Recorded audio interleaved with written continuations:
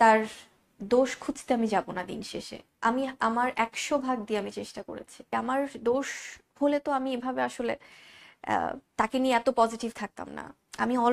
আমি খুব ঘরকুনো। আমি চেয়েছি আমার ঘরটা বাঁচাতে সবসময়।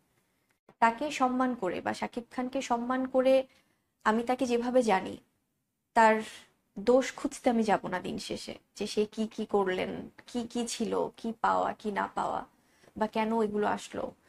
কারণ এটা যদি আমি বলতে চাই তাহলে অনেক কিছুই বলা হয়। তবে ওই যে সম্মানের জায়গাটা আমি ঠিক রাখতে চাই এবং তাকে নিয়ে আমি যত কথা বলতে যাব হয়তোবা দিন শেষে অনেক কিছুই চলে আসতে চাইবে। তবে ব্যক্তি বুবলি হিসেবে যেটা আমি বলছিলাম, আমি আমার ১০০ ভাগ দিয়ে আমি চেষ্টা করেছি এবং আমি আজকে হয়তো অনেক না বলা কথা বলা হচ্ছে। আমি মানে তার পছন্দের জায়গাটা থেকে সে যেভাবে যেভাবে চেয়েছে, সেটা ফিল্ম করে হোক, ফিল্ম ছেড়ে হোক, কোনো কাজ করে হোক, কোনো কাজ না করে হোক, 100% সংসার করে হোক বা তার পাশাপাশি জব করে হোক, যেভাবে ভালো লাগে সেটা যেভাবেই আসলে শান্তি থাকে সেভাবে আমি ট্রাই করেছি এবং ট্রাই করছি। সো সেখান থেকে আমার মনে হয় যে সম্মানের জায়গাটা অটুট থাকুক, এটাই চাই। আমি আমার জায়গা থেকে যেটা আমি একটু আগে বলেছি যে আমার দোষ হলে তো আমি এভাবে আসলে আহ, তাকে নিয়ে এত পজিটিভ থাকতাম না। এত কিছুর পরেও আমি তাকে এভাবে সম্মান করতাম না। কারণ হয় কি, আমরা একটা কথা বলেই থাকি যে আপনাকে যে সম্মান করবে আপনি তাকে সম্মান করবেন। কিন্তু অনেকভাবে অসম্মানিত হওয়ার পরেও কিন্তু আমার সম্মানটা তার প্রতি আছে, থাকবে।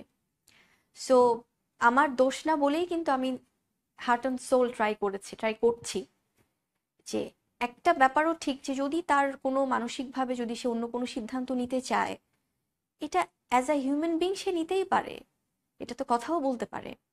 এটা তো এমন না যে এখন সে অন্য কোনো সিদ্ধান্ত নিতে চাচ্ছে, এখন আমাকে অপদস্থ করে নিতে হবে।